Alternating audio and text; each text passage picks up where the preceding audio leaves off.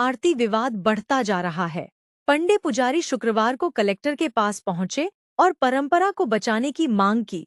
उन्होंने कहा कि प्रशासन पंडित पुजारी के अधिकारों और परंपरा को नुकसान पहुंचा रहा है।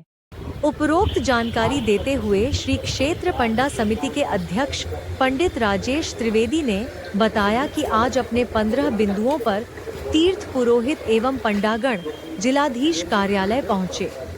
लगभग 35 से ज्यादा तीर्थ से आए मुख्यमंत्री के नाम प्रशासनिक व्यवस्था के विरोध में दिए गए पत्र की कॉपी भी प्रेषित की गई। उन्होंने बताया कि सितंबर में देश भर के पंडित पुजारी आकर यहां अपना विरोध दर्ज कराएंगे।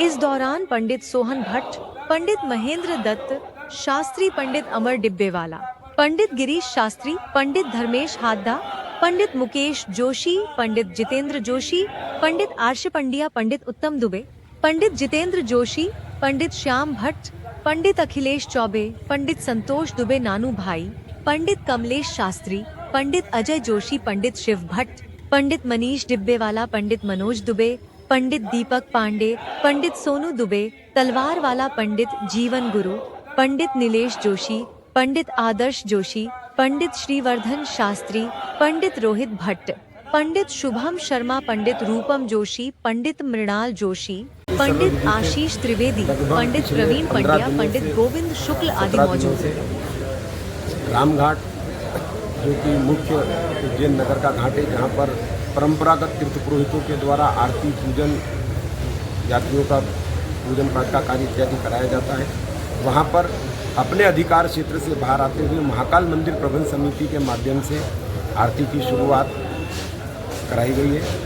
पहले तो उस पर प्रयास किया गया था कि जहाँ पंडा समिति आरती करती आ रही है परंपरागत, उनको हटा करके कराया जाए, परंतु ये जो आरती की शुरुआत की गई ये भी धर्म परंपरा के, सनातन परंपरा के खिलाफ है और महाकाल मंदिर अधिनियम के भी खिलाफ है।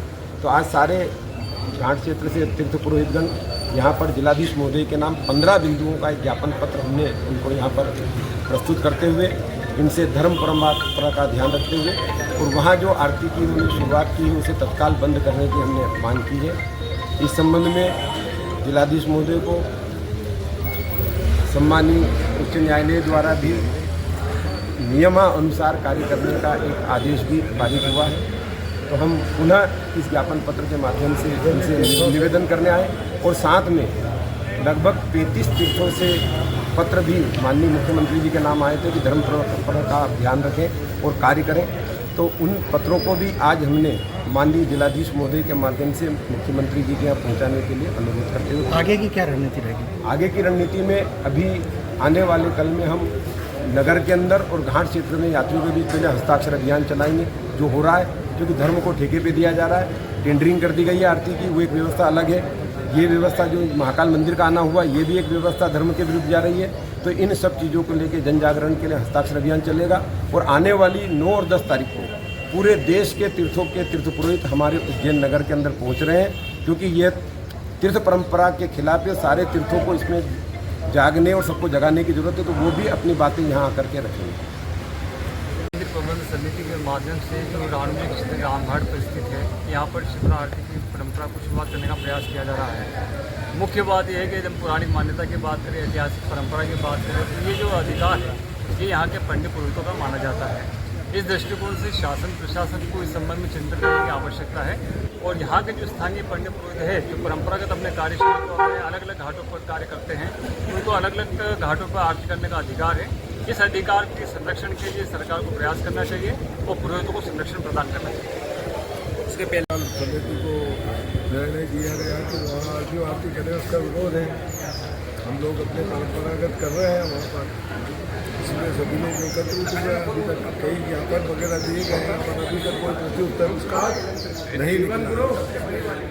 सदैव संघर्षरत है अभी तो वहाँ।